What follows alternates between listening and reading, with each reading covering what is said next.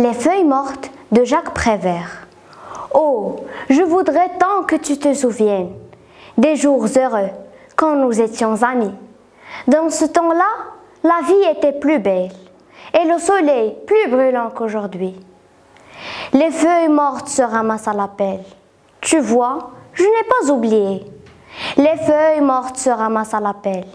Les souvenirs et les regrets aussi. Et le vent du nord les emporte dans la nuit froide de l'oubli. Tu vois, je n'ai pas oublié. La chanson que tu me chantais, c'est une chanson qui nous ressemble. Toi qui m'aimais, moi qui t'aimais. Nous vivions tous les deux ensemble. Toi qui m'aimais, moi qui t'aimais. Et la vie sépare ceux qui s'aiment, tout doucement, sans faire de bruit. Et la mer efface sur le sable les pas des amants désunis. Nous vivions tous les deux ensemble. Toi qui m'aimais, moi qui t'aimais. Et la vie sépare ceux qui s'aiment, tout doucement, sans faire de bruit. Et la mer efface sur le sable les pas des amants désunis. Le loup et l'agneau de Jean de La Fontaine. La raison du plus fort est toujours la meilleure. Nous l'allons montrer tout à l'heure. Un agneau se désaltérait dans le courant du nom de pur. Un loup survient à jeun qui cherchait aventure et que la faim en ces lieux attirait. Qui te rend si hardi de troubler mon breuvage? Dit cet animal plein de rage. Tu seras châtié de ta témérité. Sire, répond l'agneau, que votre majesté ne se mette pas en colère, mais plutôt qu'elle considère que je me vas désaltérant dans le courant, plus de 20 pas au-dessous d'elle, et que par conséquent, en aucune façon, je ne puis troubler sa boisson. Tu la troubles, reprit cette bête cruelle, et je sais que de moi tu m'as dit l'an passé. Comment l'aurais-je fait si je n'étais pas né? Reprit l'agneau. Je t'aide encore ma mère. Si ce n'est toi, c'est donc ton frère. Je n'en ai point. C'est donc quelqu'un des tiens. Car vous ne m'épargnez guère. Vous, vos bergers et vos chiens. On me l'a dit, il faut que je me venge. Là-dessous, au fond des forêts, le loup l'emporte et puis le mange, sans autre forme du procès. Les couleurs de l'invisible de Jean-Pierre Simeon. Je vous dirai la couleur des choses invisibles, la couleur qu'on entend, la couleur qu'on respire, la guirlande bleue du violon et la pourpre des guitares, le vert profond du vent, dans le soir et l'eau fragile d'une caresse. Je vous dirai la voix perdue dans l'indigo de mes solitudes et le calme orangé, près des yeux, d'où qu'on aime. Je vous dirai l'arc-en-ciel qui naît en vous, de la patience et de l'oubli, de la défaite du silence et du geste réconcilié. Car qu'on vous aime et je vis dans l'arc-en-ciel de mes songes. Au bord de la mer, la lune de ses mains distraites a laissé choir du haut de l'air son grand éventail à paillettes sur le bleu tapis de la mer.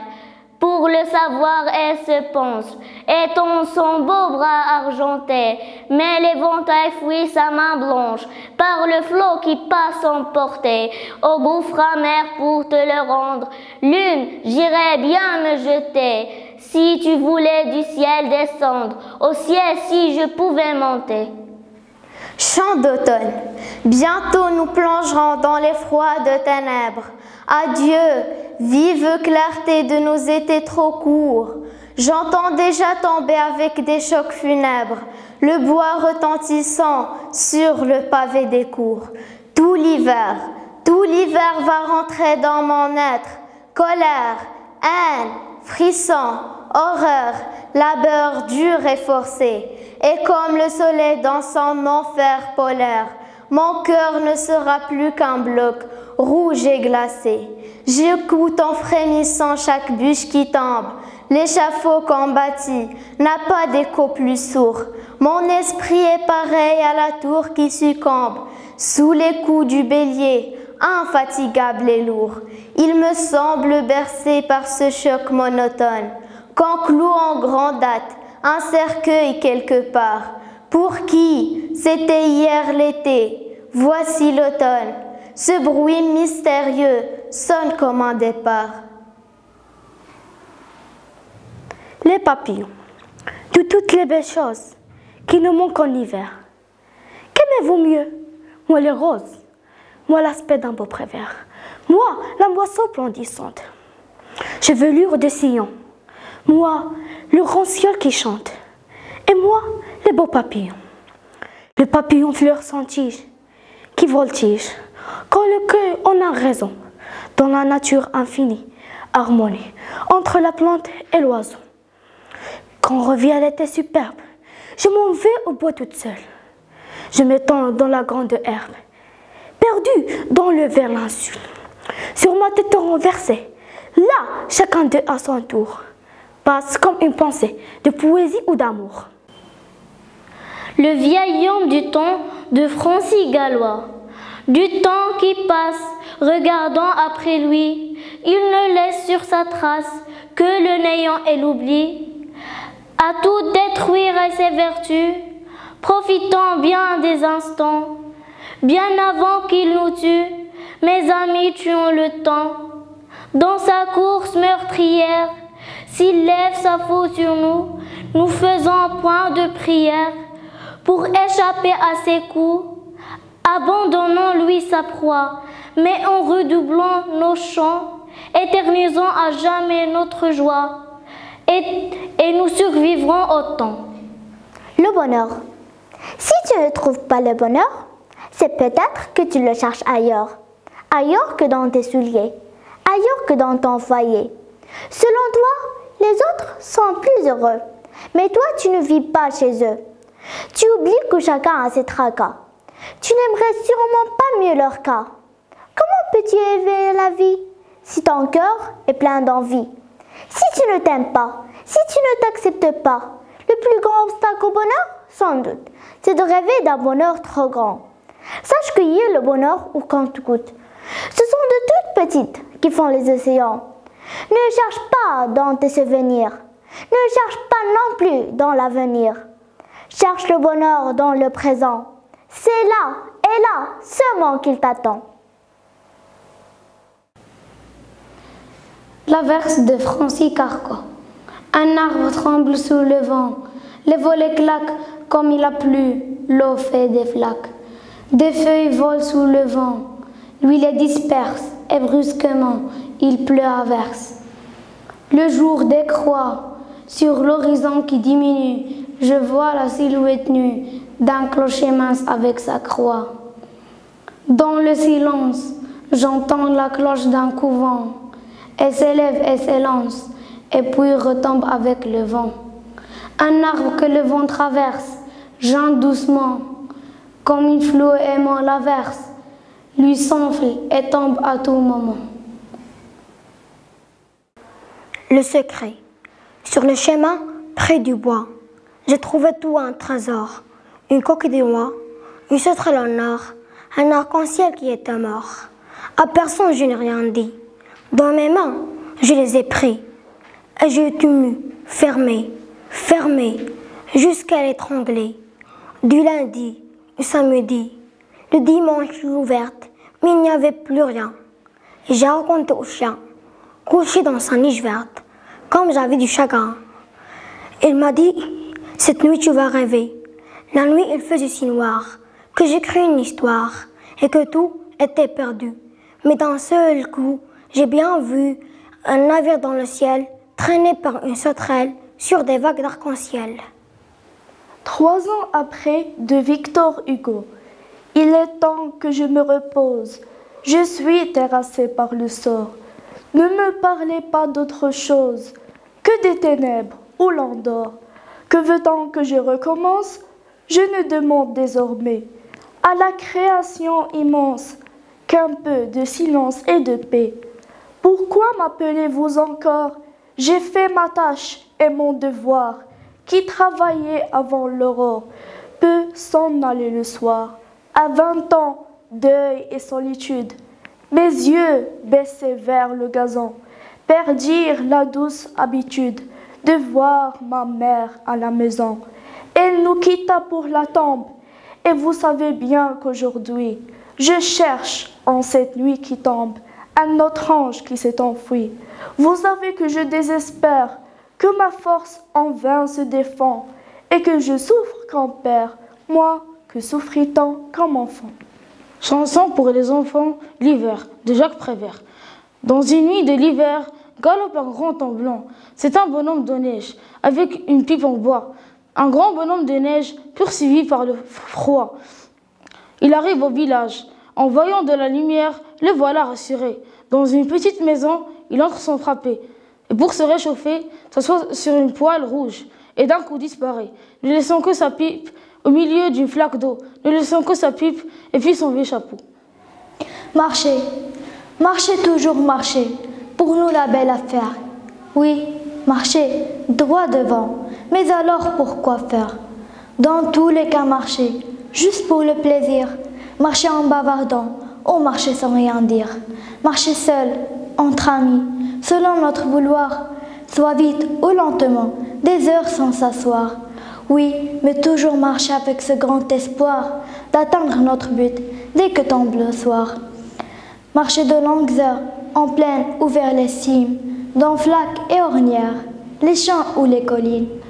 Marcher pour longtemps préserver sa santé, réfléchir, méditer et quelquefois rêver.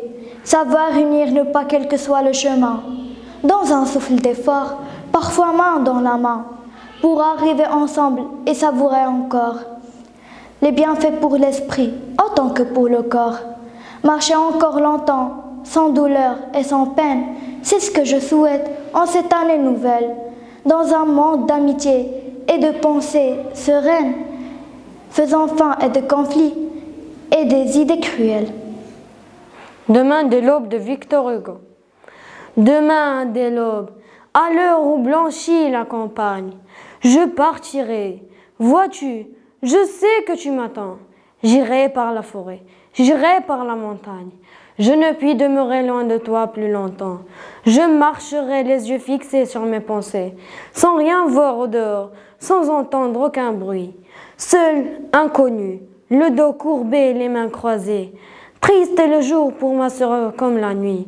Je ne regarderai ni l'or du soir qui tombe, ni les voiles au loin descendant vers Harfleur. Et quand j'arriverai, je mettrai sur ta tombe un bouquet de houes vertes et de bruyères en fleurs. Je travaille de Victor Hugo. Ami, je me remets à travailler. J'ai pris du papier sur ma table, une plume, et j'écris. J'écris des vers, j'écris de la prose. Je songe, je fais ce que je puis pour m'ôter du mensonge. Du mal, de l'égoïsme et de l'erreur, j'entends bruire en moi le gouffre obscur des mots flottants. Je travaille.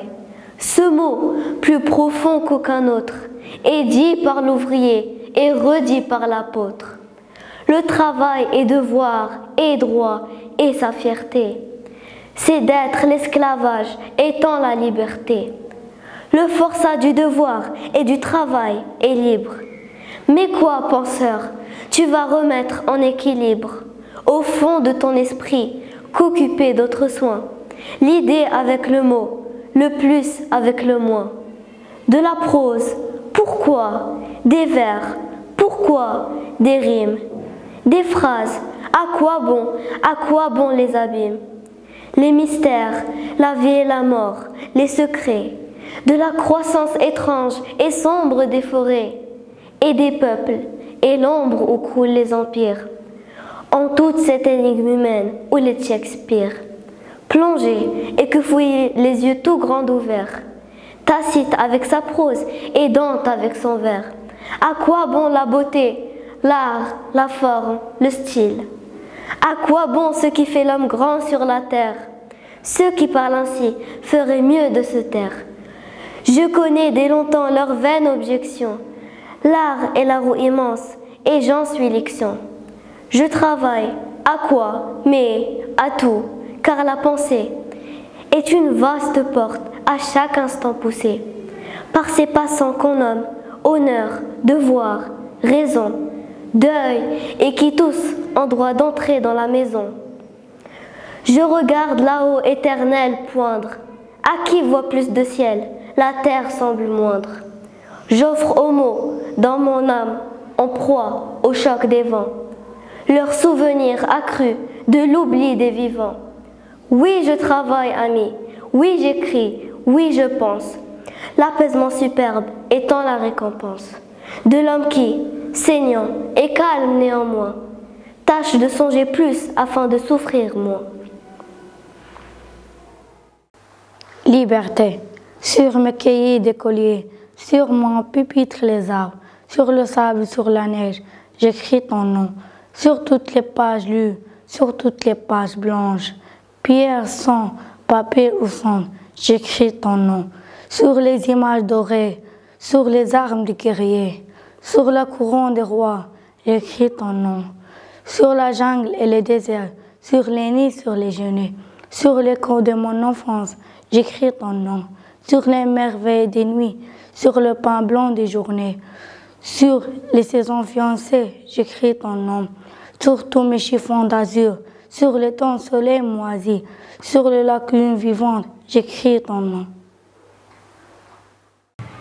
Bon voyage. Vous partez avec le printemps. Que Dieu vous redonne courage. Sur vous, l'hiver a sévi longtemps. Mais le soleil, lui, bon voyage. Quand l'églantier redevient vert, le cœur doit prendre confiance. Partez, mais laissez la souffrance au lieu où vous avez souffert, et n'emportez que l'espérance. Sensation d'Arthur Rimbaud.